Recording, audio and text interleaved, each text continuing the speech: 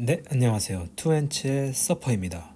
오늘은 인모드 실적에 대해서 좀 준비를 해왔는데요. 일단 실적에 들어가기 앞서 좀 차트를 먼저 보면은 이제 큐테라랑 비너스 컨셉부터 해가지고 이제 경쟁 기업들, 미국에 있는 뷰티 기업들, 경쟁 기업들의 주가를 좀 추이를 가져왔는데 2019년 이후로 봤을 때 인모드를 제외하고 대부분 다 지금 마이너스 90%, 80%대. 그리고 심지어 인모드도 정점에 비해서는 거의 뭐 90% 정도 빠졌으니까 미국의 메드텍 기업들은 정말 좋지 않다. 특히 미용 쪽의 주가는 정말 흐름이 좋지 않다.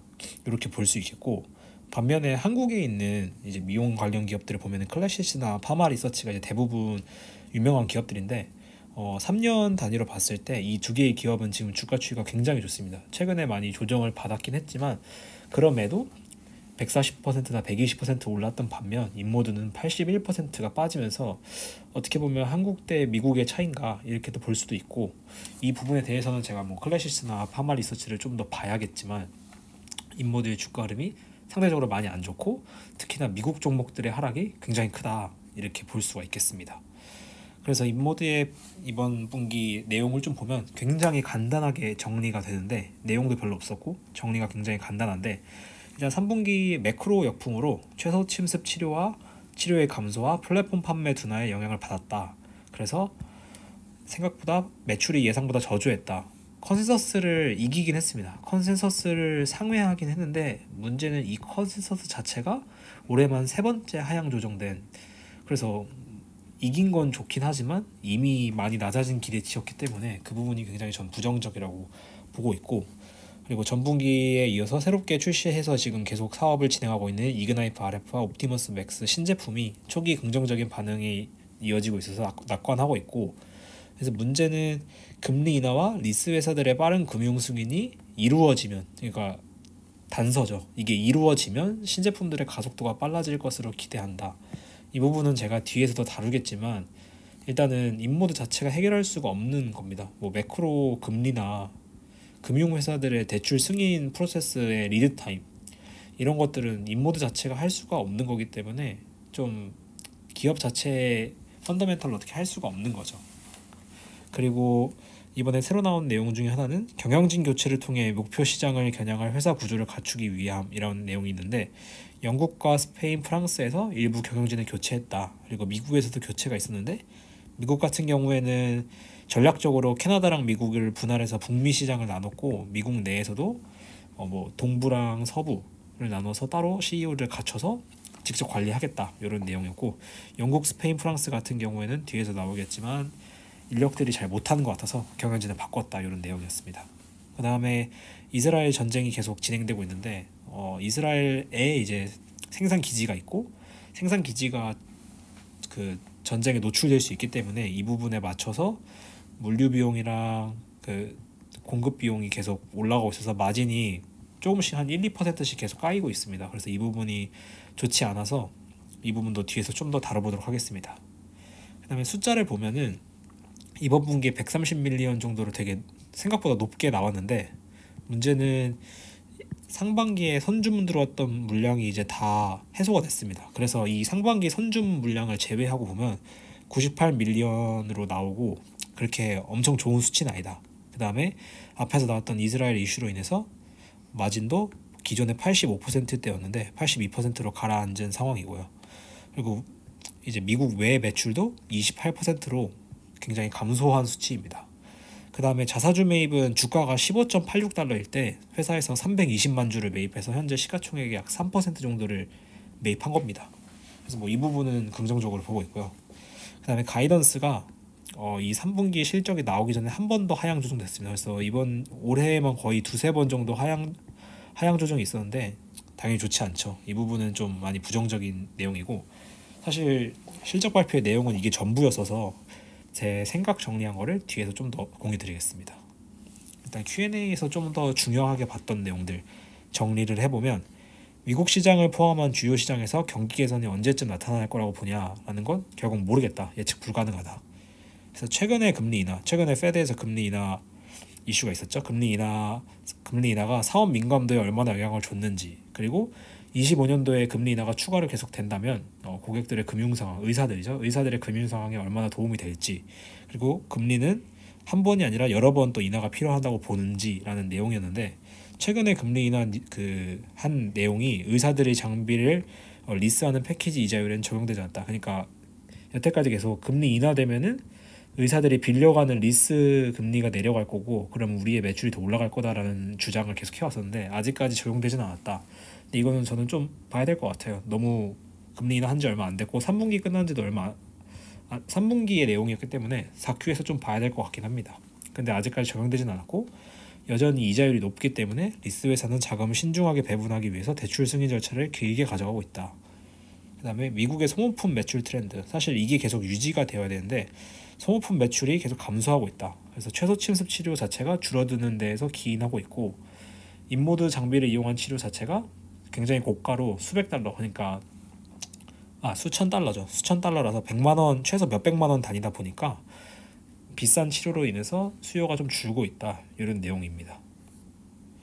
그 다음에 저는 사실 이 부분이 좀 리스크 관리 측면에서 되게 중요한데, 이스라엘 외부로 생산 제조 시설을 일부 이전할 계획이라고 했는데 디테일이 있는지라는 질문으로서 나왔는데, 유럽에서 좀 알아봤는데 결국엔 찾지 못했고, 현재 아직까지는 이스라엘 있어야 될 것 같다, 다른 대안이 없다. 그래서 좀 이게 계속 저에게는 계속 신경 쓰이는 리스크로 남아 있고요. 그 다음에 좀 좋은 뉴스 중에 하나는 시스템 평단가, 그러니까 제품의 가격이 11만 5천에서 14만 달러로 상승했는데 특별한 요인이 있느냐, 그래서 신제품 나오면서 가격을 올릴 수 있었고, 근데 여기서 더 올릴 수는 없을 것 같다. 현재 포트폴리오 상으로는 여기서 더 올릴 수는 없을 것 같고, 신제품에 맞춰서 딱 이 정도만 유지할 수 있을 것 같다라는 내용이었습니다. 그다음에 신제품에 대한 고객 피드백이 어떤지, 그리고 얼마나 많은 고객이 기존 제품에서 업그레이드 할 거라고 보는지라는 내용이었는데, 결국에는 지금 새로 살 사람들, 그리고 확장할 사람들의 수요는 다 찬 것 같고, 기존에 팔았던 사람들을 대상으로 기존 장비를 대상으로 업그레이드하는 수요를 타겟팅하겠다라는 게 지금 인모드에 포커싱하고 있는 부분입니다. 그래서 Q&A 정도는 이렇게 정리가 될 것 같고, 이거를 좀 정리를 하면은 3분기를 기준으로 좀 정리를 하면은 앞으로 인모드가 상승할 수 있는 요인이 뭐가 있냐라고 봤을 때, 첫 번째는 매크로 개선입니다. 금리 인하가 이루어져서 의사들의 구매력이 증가하고, 금리 인하가 돼서 경기가 부양이 되면은 소비자들의 소비력과 제품의 효과로 인해서 최소 침습 수요 자체가 증가하거나, 이렇게 두 가지가 있어야 되는데, 이 두 개 다 사실 인모드 자체가 자체적으로 해결할 수는 없습니다. 자체적으로 해결할 수 있는 건 그나마 제품의 효과가 너무 좋아서 인모드를 받는 게 다른 파마리서치나 클래시스나 북미에 있는 다른 경쟁 기업들의 피부 미용을 받는 것보다 인모드 걸 받는 게 훨씬 더 효과가 좋다라는 게 너무 좋다고 밝혀지지 않는 이상 쉽지는 않을 것 같고요. 그 다음에 신제품 수요, 이거랑 1번이랑 연계되는 부분인데, 제품의 효과가 탁월해야 함을 증명해야 되고, 매크로 개선도 이어져야 되고, 또 굳이 따지자면 비만약을 통한 신규 고객 확장도 있을 겁니다.